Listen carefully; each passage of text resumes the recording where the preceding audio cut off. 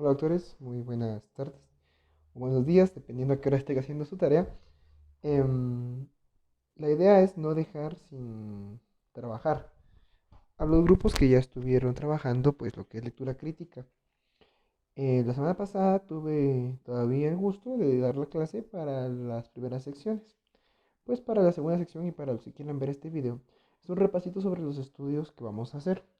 Bueno, como les comentaban sus compañeros, nos toca valorar realmente la plantilla CASPE para estudios de corte. Vuelvo a recalcar, no es lo mismo un estudio de cortes a una corte estudiada. La corte estudiada podrían ser ustedes y es el ejemplo que voy a dar siempre porque es el ejemplo más claro. Ustedes son la corte de externos del mes tal al mes tal. O sea, el grupo de externos de la rotación de esos 4 meses y su característica en común es que están juntos durante esos 4 meses en medicina interna, en cirugía, dependiendo la especialidad en la que estén rotando. Pero un estudio de cortes es cuando comparamos grupos con características similares, unos expuestos o no a un factor de estudio. Estos estudios de cortes pueden tener ciertas medidas, así como mirábamos que la medida principal del estudio de casos y controles era el odds ratio. Para el estudio de cortes se ve como medida principal el riesgo relativo, que se puede ver como RR o HR, mientras que también se pueden utilizar incidencias acumuladas y algunas medidas de tendencia central para poder indicar la comparación entre ambos estudios. Es bueno recalcarles que la mayor parte de los estudios de corte son estudios prospectivos, aunque existen algunos retrospectivos. Bueno, vamos a usar la plantilla de uno de sus compañeros de la semana pasada. A ustedes les voy a mandar otro artículo, pero quiero que la vayamos a examinar.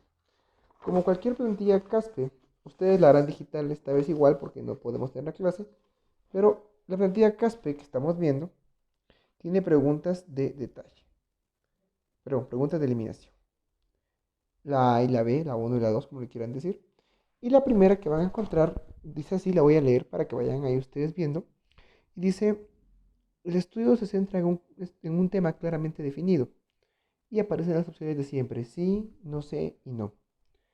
Realmente aparecen algunas pistas. Creo que es más fácil, si ya recibieron la clase de pregunta pico, pues tener en cuenta que si el título o por lo menos el resumen presenta la pregunta pico, se evidencia la pregunta pico, va a ser mucho más fácil decir que este artículo está bien redactado. Además, si el título es entendible y si no es ambiguo, recuerden también que se puede tratar en pregunta, pero eso ya le resta puntos al título. Segunda pregunta, dice, la corte se reclutó de manera adecuada. Y les da algunos ítems, pongamos aquí. Dice, la corte es representativa de una población definida. Vamos a ver, lugar, tiempo, centros donde se hizo el estudio. Eso es lo que tienen que buscar en el resumen. Recuerden, si no está en título, si no está en resumen, lo van a encontrar en materiales y métodos. Posteriormente dice, hay algo especial en la corte. ¿Qué es lo que la vuelve especial? ¿Se incluyó a todos los que deberían haberse incluido en la corte? Por ejemplo, si les dice que es un estudio multicéntrico de pacientes diabéticos y luego les comenta que de algún centro no se incluyeron a todos o que se excluyeron al grupo de pacientes que ustedes consideran importantes, eso ya le va a restar evidencia a un estudio. La exposición se dio de manera precisa con el fin de minimizar posibles sesgos. Igual, ¿qué factor de riesgo estamos exponiendo? Vuelvo a los diabéticos. Puede ser que estemos exponiendo el uso de metformina, pero vamos a ver cómo lo medimos. ¿Será que solo fue por test? ¿Será que si realmente conocemos? ¿Será que vimos las recetas? Eso es lo que tenemos que ver. Sí, no sé y no. Recuerden, manejamos un criterio bastante amplio. Dos sí, proseguir. Un sí y un no sé, proseguir. Dos no es un nada desecho. Un no sé y un no es ya no sigo. Recuerden que la lectura crítica debe ser un proceso rápido que nos permita enjuiciar, proponer y criticar un artículo y seleccionarlo para nuestros estudios o decisiones clínicas. El 3, bueno, el 3 ya si pasamos es una pregunta de detalle y empieza a hablar sobre cómo se midió. Dice, el resultado se midió de forma precisa con el fin de minimizar posibles sesgos y volvemos a los ítems que les dan de pensamiento.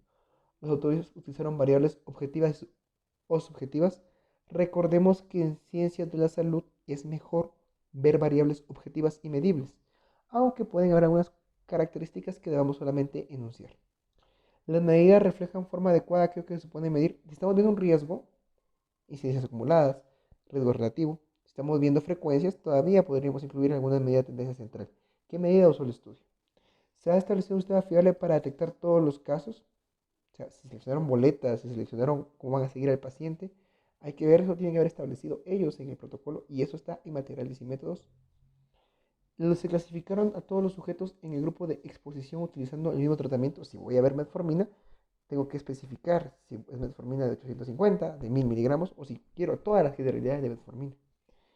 Dice, los métodos de medida fueron similares en diferentes grupos. Vamos a lo mismo. Glucosas. Molécula de glucosilada para dos grupos. No puedo usar medidas distintas. Eran los sujetos y el evaluador de resultados ciegos en la exposición. ¿Qué cegamiento, qué enmascaramiento hubo?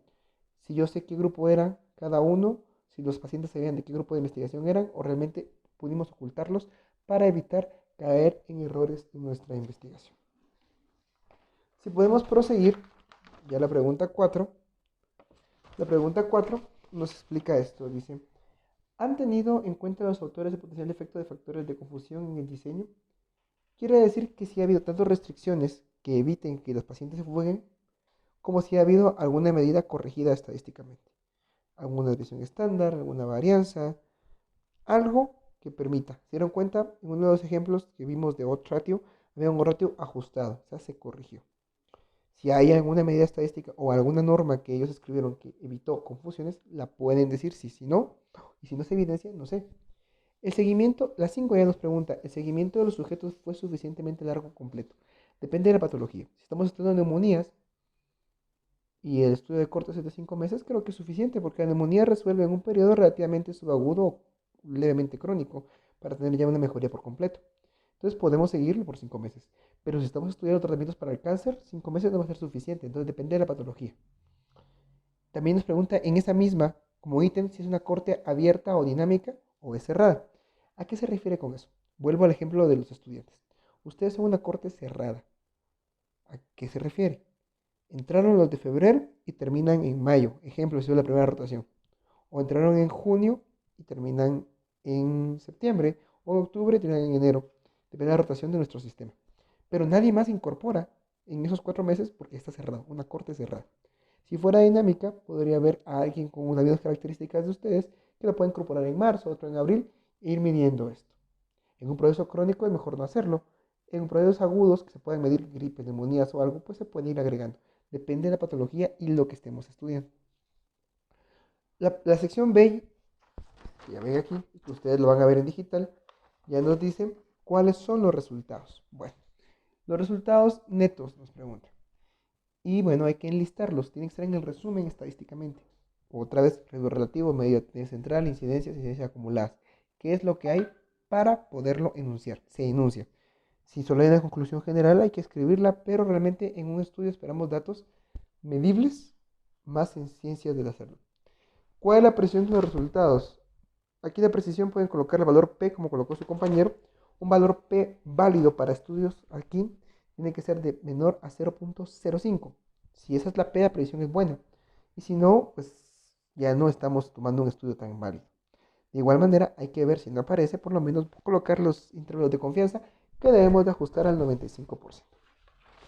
Bueno, vamos a ver qué más preguntas siguen para ello. Y la parte C, ya es más subjetiva, ya sobre ustedes. Dice, ¿te parecen creíbles los resultados? Sí, no sé, no. Bueno, primero hay que ver si hubo azar o sesgo. Segundo, si el diseño de métodos fue eficaz o suficiente para ver si ese era el tipo de estudio diseñado. Y si ustedes ven que realmente pues, cumple con los criterios de un estudio de investigación y si ven que esos criterios no fueron falseados. Hay tesis que se falsean datos. Ustedes podrán haber hecho alguna investigación donde ustedes mismos llenaron boletas y eso sesga la investigación. Las 9 nos habla sobre los resultados del estudio coinciden con otra evidencia disponible.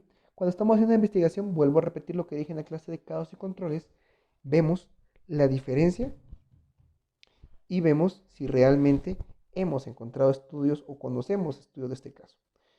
pues depende de la plantilla. Ustedes van a ver si sobre el tema que estamos hablando ya han visto varios estudios similares o saben que hay muy pocos publicados. Luego dice, se puede aplicar en tu medio, eso ya es más personal. Vamos a nuestros pacientes. Si realmente, por ejemplo, estamos estudiando metformina, pues lo podemos aplicar en Guatemala. Tu medio parece muy diferente a lo del estudio. Es un estudio ruso versus los latinos, puede ser que no. Y puedes estimar beneficios o prejuicios en tu medio, esto también hay que verlo. Y por último, la pregunta 11 dice, eso ya es más de redactar, va a cambiar tu decisión. Yo les pido que cuando hagamos un proceso de lectura crítica no solo llenemos la plantilla al azar, sino que meditemos que estamos leyendo y veamos si realmente lo que estamos leyendo nos va a cambiar la decisión. Clínica es para ir aprendiendo de una forma rápida y para ir sabiendo qué artículos podemos citar. Así que yo les subiré el artículo, les subiré la plantilla para que ustedes puedan llenarla. Tienen un lapso de una semana para llenar la plantilla y dudas me pueden consultar por este medio de Claro. Así que espero que la siguiente clase de los siguientes grupos pues, puedan seguirla viendo también. Vamos a ver cómo hacemos, vamos a ir viendo cómo hacemos la tarea y cualquier duda estoy para servirles. Estamos en cuarentena por el COVID, así que cuídense.